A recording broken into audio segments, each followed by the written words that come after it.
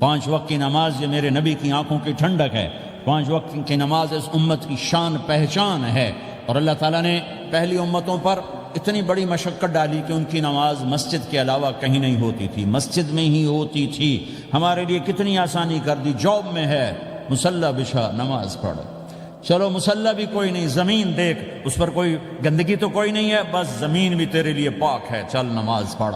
اور آسانی کر دی، پانی کوئی نہیں ہے، کوئی بات نہیں، مٹی میں ہاتھ مار، منہ پہ مل، پھر ایک ہاتھ مار، یوں کر، چل نماز پڑھ، میں تیری قبول کروں گا۔ یہ کسی امت کے ساتھ یہ نہیں ہوا، انہیں وضو ہی کرنا تھا چاہے پانی 50 میل پر موجود ہو۔ اور ہمارے لیے پانی کوئی نہیں ہے، چلو تیمم، مٹی میں ہاتھ ہمارا یوں کیا، پھر ہاتھ ہمارا ایک یوں کیا، ایک یوں کیا، چل بھائی اللہ اکبر قبول۔ عمار بن یاسر رضی اللہ تعالیٰ عنہ سفر میں تھے، ان کو نہانے کی ضرورت ہو گئی، نائٹ فال ہو گیا، تو انہوں نے سوچا کہ ویسے تو آدمی کو وضو کی ضرورت ہوتی ہے تو خالی منہ پہ ہاتھ مارا اور یوں کونیوں تک، لیکن مجھے تو غسل کی ضرورت ہے، تو خالی اس سے تو کافی نہیں ہوگا۔ تو انہوں نے کپڑے اتارے، اکیلے تھے، ریت کے اوپر کبھی یوں لیٹے، کبھی یوں لیٹے، کبھی یوں لیٹے، 3-4 دفعہ یوں اور یوں رول ہوتے ہوتے پھر انہوں نے نماز پڑھی۔ آئے اللہ کے نبی کی بارگاہ میں، یا رسول اللہ مجھے رات کو نہانے کی ضرورت پڑ گئی، تو میں نے کہا وضو کے لیے تو خالی یہ 2 دفعہ کرنا کافی ہے، تو یہ تو نہانا تھا، تو میں تو ریت میں خوب رول ہوتا رہا۔ میرے نبی نے انما یکفیک ضربتان، ارے سیدھے بندے عمار، اس کے لیے بھی اتنا ہی کافی تھا کہ تو یوں کرتا اور یوں کرتا اور تو پاک ہو جاتا۔ اللہ نے اس نبی کے طفیل، اس محبوب مصطفیٰ صلی اللہ علیہ وسلم کے طفیل، اللہ نے کیا کیا سہولتیں اور آسانیاں ہمیں عطا فرمائیں۔ پھر نماز 4 کی 2 رکعت کر دی کہ بھئی تم مسافر ہو 2 پڑھو، روزے میں سفر میں روزہ معاف کر دیا، بعد میں رکھ لینا، بعد میں رکھ لینا، قضا کرنے کو حکم، بالکل چھوڑنے کا نہیں۔ اور کہا کہ بھائی مریض ہو چھوڑ دو، مسافر ہو چھوڑ دو، اور نماز 2 رکعت کر دو، سنتیں چھوڑ دو۔ ابن عمر رضی اللہ تعالیٰ عنہ بیٹھے تھے تو انہوں نے 2 رکعت پڑھ کے بیٹھ گئے، تو ان کے خادم نے کہا سنتیں نفل نہیں پڑھو گے؟ کہا اگر پڑھنا تو 4 فرض پڑھتا میں، میرے اللہ نے معافی دے دی تو میں کیوں پڑھوں؟ میرے نبی نے سفر میں سنتیں نہیں پڑھی کبھی، اپنی امت کو سہولت دینے، فجر کی سنتیں 2 پڑھتے تھے، اس کے علاوہ سنتیں نہیں پڑھی تاکہ میری امت کو سہولت ہو، آسانی ہو۔ ایک دفعہ بارش ہو رہی تھی اور کوئی جگہ نہیں تھی نماز پڑھنے کے لیے، تو آپ نے اپنی اونٹنی کو آگے کیا اور اس پر بیٹھ گئے، بیٹھے ہی تھے، پیچھے صحابہ نے اونٹنیوں پر ہی صفیں بنائیں، اور یہ نماز اونٹنی پہ بیٹھ کر ادا کی گئی بارش کے اندر۔ نماز اونٹنی کے اوپر نماز بھی ہو گئی، رکوع بھی ہو گیا، سجدہ بھی ہو گیا، سلام بھی ہو گیا۔ پہلی امتوں کے لیے نہیں تھا، سجدہ ہی کرنا پڑے گا۔ یہ اللہ کے محبوب مصطفیٰ صلی اللہ تعالی علیہ وسلم کی طفیل، میرے اللہ نے ہم پہ فضل و احسان کیا، تو میرے نبی کی زندگی میں عبادات میں نماز سب سے اعلیٰ نظر آتی ہے، سب سے نمایاں نظر آتی ہے۔ اور پھر بازار میں، گھر میں، دفتر میں، ماحول میں میرے نبی کے اخلاق، یہ زندگی کا دوسرا روشن پہلو ہے۔ میرے نبی کی ساری زندگی 2 لفظوں میں آتی ہے، عبادت اخلاق، عبادت اخلاق، یا 2 اور لفظ، حقوق اللہ حقوق العباد، حقوق اللہ حقوق العباد۔ حقوق اللہ میں نماز سب سے اعلیٰ، اور حقوق العباد میں لوگوں کی برداشت کرنا، لوگوں سے درگزر کرنا، معاف کرنا، جھوٹ سے بچنا، دھوکے سے بچنا۔ میرے نبی سے پوچھا گیا یا رسول اللہ مسلمان کنجوس ہو سکتا ہے؟ ہم نے کہا ہو سکتا ہے۔ یا رسول اللہ مسلمان کمزور ہو سکتا ہے، بزدل ہو سکتا ہے، ڈرپوک ہو سکتا ہے؟ آپ نے کہا ہو سکتا ہے۔ یا رسول اللہ مسلمان جھوٹ بول سکتا ہے؟ آپ نے کہا نہیں، جھوٹ نہیں بول سکتا، جھوٹ نہیں بول سکتا۔ ہاں، الا لعنت اللہ علی الکاذبین، جھوٹوں پہ اللہ کی لعنت۔ اس لعنت کے ساتھ 400 پاؤنڈ بچا لیے، 4000 بچا لیے، 4 ملین بچا لیے، 4 بلین بچا لیے، 4 ٹریلین بچا لیے، ساری دنیا کو بچا لیا، اور اوپر اللہ کی لعنت پڑی تو اللہ کی قسم گھاٹے کا سودا ہے۔ اور سچے ہو گئے، سچ بولا، یہ میں 100 پاؤنڈ کماتا ہوں، لے لو جو لینا ہے اس میں سے، یہ میں 1000 پاؤنڈ کماتا ہوں، لے لو جو لینا ہے، یہ میں 50,000 پاؤنڈ کماتا ہوں، لے لو جو لینا ہے۔ کہ مسلمان کی زبان سے جھوٹ نہیں نکلتا، سچ ہی بولتا ہے۔ آپ تشریف لے جا رہے ہیں، ایک آواز ہے یا رسول اللہ، آپ نے یوں دیکھا، کوئی نظر نہیں آیا، پھر آواز ہے یا رسول اللہ، تو آپ نے دیکھا کہ ہرنی ڈیر چھوٹی وہ کھڑی ہوئی، رسی میں بندھی، تو آپ نے کہا کیا ہوا؟ کہا جی آپ کا صحابی مجھے پکڑ کے لایا ہے، میرے چھوٹے چھوٹے بچے بھوک سے رو رہے ہوں گے، آپ مجھے چھوڑ دیں، میں بچوں کو دودھ پلا کے واپس آ جاتا، مجھے پتا ہے میرے اللہ کی تقدیر میرے بارے میں کیا ہے۔ تو آپ نے کہا اگر تو واپس نہ آئی تو پھر تو اس نے کہا مجھے اللہ جہنم میں ڈال دے۔ آپ نے اس کی رسی کھول دی، خود وہیں بیٹھ گئے۔ اس نے دوڑ لگائی اور پہاڑوں میں گم ہو گیا۔ تھوڑی دیر کے بعد وہ دوڑتی ہوئی آئی اور آ کے سر یا رسول اللہ میں حاضر ہو گیا۔ تو آپ نے اس کو باندھ کے وہیں آپ بیٹھ گئے نہیں۔ دیر کے بعد وہ صحابی آئے جنہوں نے اس کو شکار کیا تھا، پکڑا تھا، تو کہنے لگے، ان کا یا رسول اللہ آپ یہاں کیسے؟ کہا میں ایک درخواست لے کر آیا ہوں۔ کہا کیا؟ کہ یہ ہرنی مجھے ہدیہ کر دو۔ کہا یا رسول اللہ سب کچھ آپ کا ہے، کہنے بس یہ ہدیہ کر دو۔ یا رسول اللہ حاضر۔ تو آپ نے اس کو لے کر رسی اس کی گردن سے نکالی کہ جا بچی اپنے بچوں کے پاس جا کے خوشی منا، سچ نجات دیتا ہے اور جھوٹ ہلاک کرتا ہے۔ ایک ہرنی جان کی بازی کھیل گئی سچ بولنے کے لیے، تم چند پونڈوں پہ جھوٹ بولتے ہو، ایمان کو برباد کر کے رکھ دیتے ہو۔ مسلمان جھوٹ نہیں بولتا، مسلمان دھوکہ نہیں دیتا، مسلمان کی زبان سے سخت بول نہیں نکلتا، کسی کو بے عزت نہیں کرتا، کسی کو کی بے اکرامی نہیں کرتا، کسی کا دل نہیں توڑتا، کسی کو ذلیل نہیں کرتا، خود سہتا ہے، اوروں کو خوشیاں دیتا ہے، خود دکھ سہتا ہے، اوروں کو راحت دیتا ہے، خود تکلیف سہتا ہے۔ یہ میرے نبی کے اخلاق ہیں، یہ میرے نبی کی زندگی ہے، اور یہ اسلام کا سب سے بڑا چیپٹر ہے اور سب سے مشکل چیپٹر ہے۔ جب میرے نبی نے لمبی نمازیں پڑھی تو اللہ نے روک دیا کہ میرے حبیب ما انزلنا علیک القرآن لتشقى، اتنی لمبی نماز نہ پڑھ کے تو تھک جائے۔ میرے نبی نے تبلیغ میں زور دکھایا تو اللہ نے روک دیا، فلتذهب نفسك علیہم حسرات، میرے نبی اتنا غم نہ کر کے آپ خود ہی آہیں بھرتے بھرتے آپ مر جائیں۔ میرے نبی نے مال سارا خرچ کیا، اللہ نے اس سے بھی روک دیا، ولا تبسطها كل البسط فتقعد ملوما محسورا، اتنا خرچ نہ کریں کہ آپ خود پھر دکھی ہو کے بیٹھ جائیں۔ خرچ کرنا بہت بڑا عمل، تبلیغ سب سے سارے عملوں کا سردار عمل، تبلیغ سے بڑا کوئی کام ہوتا تو اللہ نبیوں کو دیتا، اگر تبلیغ سے بڑھ کر کوئی کام ہوتا تو اللہ نبیوں کو دیتا، گشت سے بڑھ کر کوئی محنت ہوتی تو اللہ نبیوں کو دیتا۔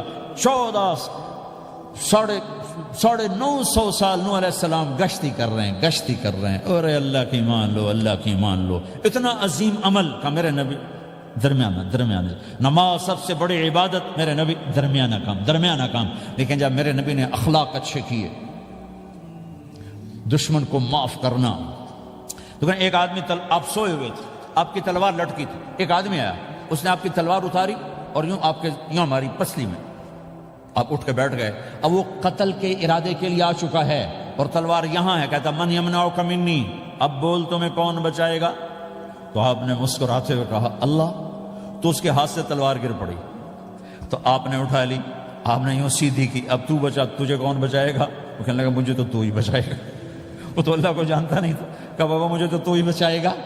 تو آپ کہتے ہیں اس کا سر اڑا دو، یہ نبی کو قتل کرنے آیا ہے۔ میرے نبی نے فرمایا کلمہ پڑھتے ہو؟ کہا نہیں پڑھتا۔ کہا جاؤ معاف کیا۔ یہ میرے نبی کے اخلاق ہیں۔ 20 سال جنہوں نے قتل کے منصوبے بنائے، مکہ والے، جب آپ مکہ میں فاتحانہ داخل ہوئے، ابو سفیان سب سے زیادہ آپ کو دکھ پہنچانے والوں میں پیش، تو آپ نے ابو سفیان کو عزت دی۔ جو ابو سفیان کے گھر میں داخل ہوگا اس کو کچھ نہیں کہا جائے گا۔ آپ تو ابو سفیان کو بلا کے سولی پہ لٹکاتے، اور آپ کہہ رہے ہیں جو ابو سفیان کے گھر میں جائے گا اسے کچھ نہیں کہا جائے گا، جو بیت اللہ میں ہوگا اسے کچھ نہیں کہا جائے گا۔ سارا مکہ سامنے، آپ یوں بیت اللہ کا دروازے پر یوں دونوں ہاتھ ایسے ٹکا کے کھڑے تھے۔ پھر آپ نے کہا میں کیا کروں گا اب تمہارے ساتھ؟ تو سہیل بن عمر نے کہا آپ کریم ہیں، کریم کے بیٹے ہیں۔ تو آپ نے کہا جاؤ میں نے معاف کیا۔ یہ اخلاق آج مٹ چکے ہیں، مردوں سے، عورتوں سے، علم والوں سے، خانقاہ والوں سے، تبلیغ والوں سے، سب زیرو ہوئے پڑے ہیں۔ جب تک یہ اخلاق زندہ نہیں ہوتے اسلامی زندگی قائم نہیں ہو سکتی، اسلامی معاشرت قائم نہیں ہو سکتی۔ اور دین دو چیزوں سے آگے پھیلتا ہے، ایک دعوت اور ایک اخلاق۔ دعوت اور اخلاق، دعوت نہیں ہوگی تو اخلاق وہیں پڑے رہ جائیں گے، اخلاق نہیں ہوں گے تو دعوت کوئی قبول نہیں کرے۔ میرے نبی نے کتنے معجزے دکھائے مکے میں، نہیں کلمہ پڑھا۔ بدر میں ان کے 70 مارے گئے، فرشتوں کو دیکھا، جبریل کے گھوڑے کی آواز سنی، کلمہ نہیں پڑھا۔ خندق میں شکست ہوئی، کلمہ نہیں پڑھا۔ پانی نکلتے دیکھا انگلیوں سے، کلمہ نہیں پڑھا۔ ایک بکرے کا ایک بازو پکایا، ایک بازو بکرے کا، ایک اگلا جو بازو ہوتا، اور 40 آدمیوں نے کھانا کھایا اور ایک بوٹی کم نہیں ہوئی، کلمہ نہیں پڑھا۔ لیکن جب میرے نبی نے کہا جاؤ معاف کیا تو سارے ہی کلمہ پڑ گئے کہ واقعہ یہ اخلاق نبی کے ہو سکتے۔ حنین کی جنگ میں جب بھاگے لوگ، شکست ہوئی، تو ایک صحابی کا بھاگتے ہوئے پاؤں ہمارے نبی کا پاؤں پر آیا، اور جوتا سخت تھا، تو آپ نے کہا اوجعتنی، اور آپ کے ہاتھ میں چھڑی تھی، آپ نے اس کو یوں ماری، کہا اوجعتنی، ارے تو نے مجھے کتنا زیادہ درد پہنچایا، دکھ پہنچایا۔ وہ بیچارے پگھل کے رہ گئے اور پریشان ہو گئے، اور فرماتے ہیں سارا دن میں پریشان، ساری رات پریشان کہ اللہ کے نبی کو میں نے تکلیف پہنچائی، اب میرا کیا بنے گا۔ اگلا دن ہوا تو اعلان ہو رہا تھا بھائی جس کا پاؤں نبی کے پاؤں پہ آیا تھا اس کو اللہ کے نبی بلا رہے ہیں۔ تو صحابی کہنے لگے میں نے سمجھا بس اب میری تو دنیا بھی گئی اور آخرت بھی گئی، اب میرے اوپر کیس بنے گا اور مجھے ڈانٹ ڈپٹ بھی ہوگی، میرا کتنا بڑا گھاٹا نقصان ہوگا۔ یہ حاضر ہوئے ڈرتے ڈرتے، تو آپ نے فرمایا میرے بھائی کل میں نے تمہیں چھڑی ماری تھی، وہ مجھے معاف کر دینا، اور یہ 80 اونٹ تمہیں ہدیہ دیتا ہوں، 80 کیملز یعنی 80 پراڈو، 80 رینج روور کا یہ میری طرف سے تمہیں ہدیہ ہے۔ وہ حیران پریشان، یہ میرے نبی کے اخلاق ہیں، یہ میرے نبی کے اخلاق ہیں۔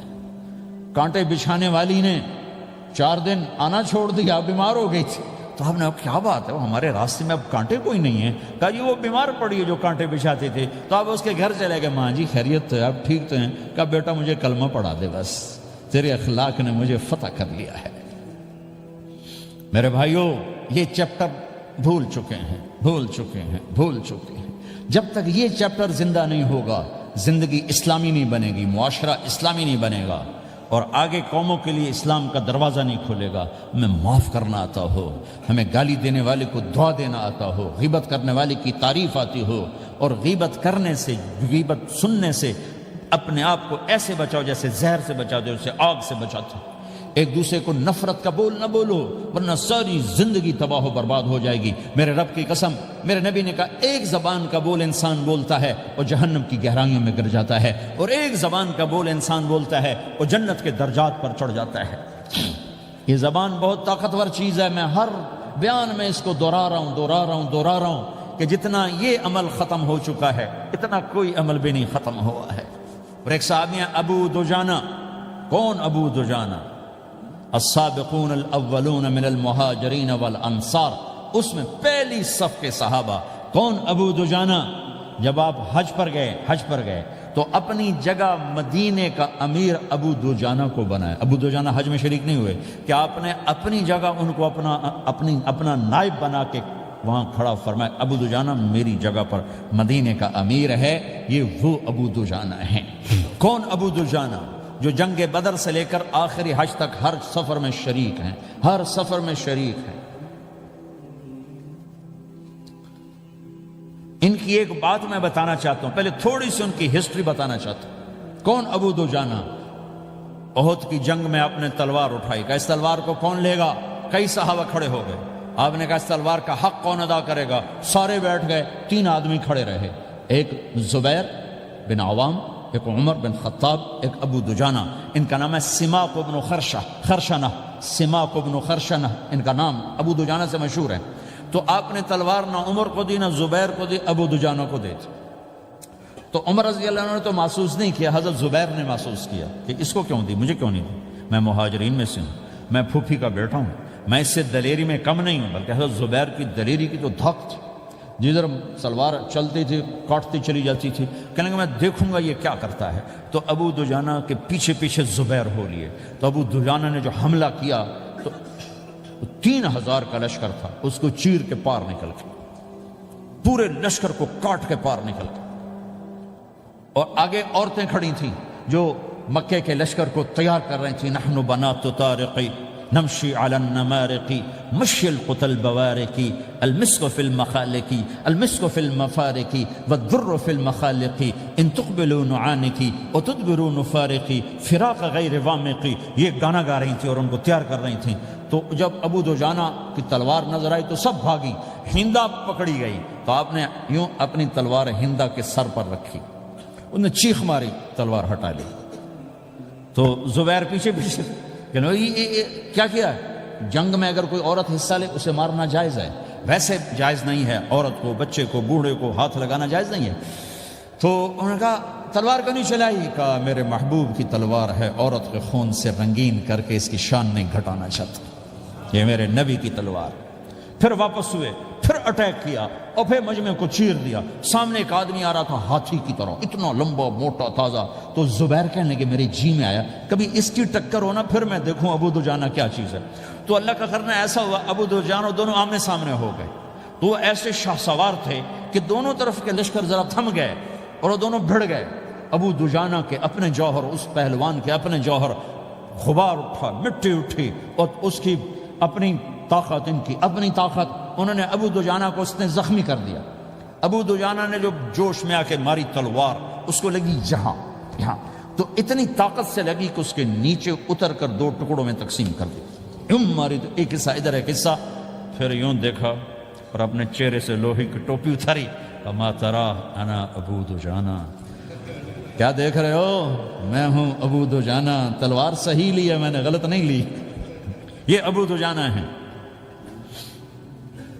اور جب شکست ہو گئی احد کی جنگ میں، اور پھر 10-12 آدمی نے آپ کو گھیرے میں لیا ہوا تھا، ان میں ایک ابو بکر تھے، عمر تھے، علی تھے، طلحہ تھے، زبیر تھے، سعد بن ابی وقاص تھے، اور سہل بن حنیف تھے، عبادہ قتادہ بن نعمان تھے، اور ابو دجانہ تھے رضی اللہ تعالی عنہم، ان میں سے ایک ابو دجانہ بھی تھے۔ اور یمامہ کی جنگ میں ابو دجانہ شہید ہوئے، یمامہ کی جنگ میں شہید ہوئے۔ یہ ابو دجانہ کی تھوڑی سی سیرت آپ کے سامنے آئی ہے۔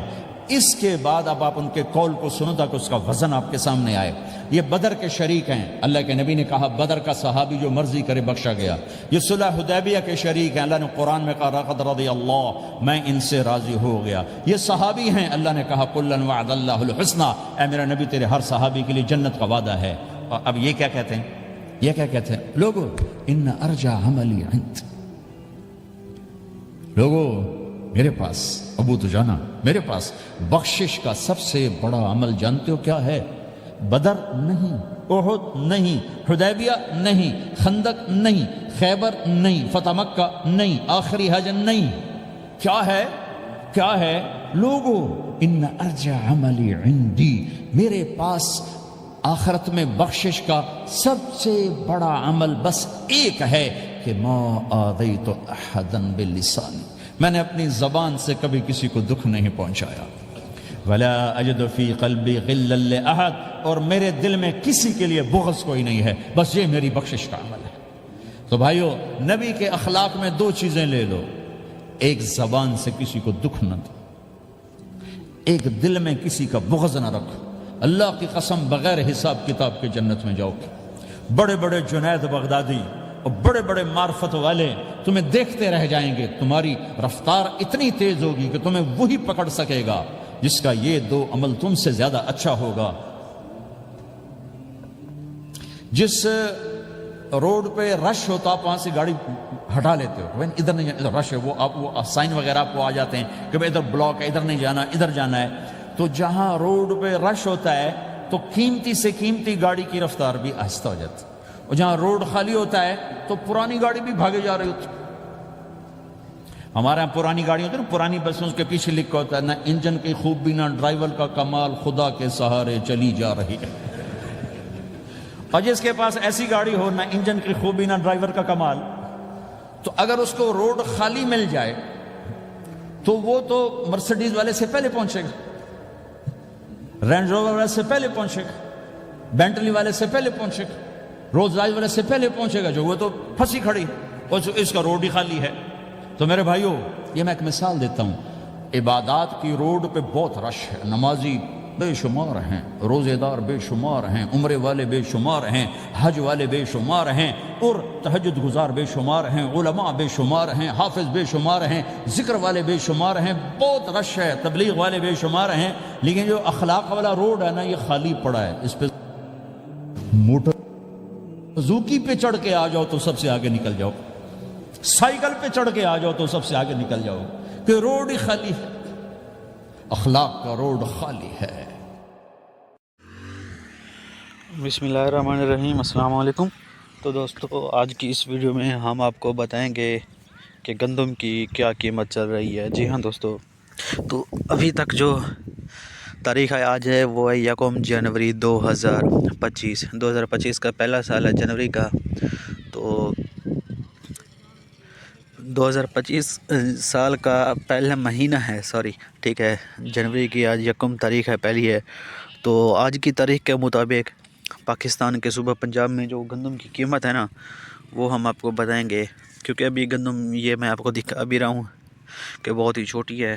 تو کیونکہ ابھی گندم نئی آئی ہے، اس کو جو پرانی گندم تھی اس کو 7-8 منتھ ہو گئے ہیں، اس کو آنے میں ابھی 4 منتھ اور بھی باقی ہیں. تو اس کی جو ابھی قیمت چل رہی ہے پاکستان میں صوبہ پنجاب میں، اس کی جو قیمت ہے من کے حساب سے وہ چل رہی ہے 2800 روپیز. جی ہاں دوستو، 2800 روپیز اس کی قیمت چل رہی ہے.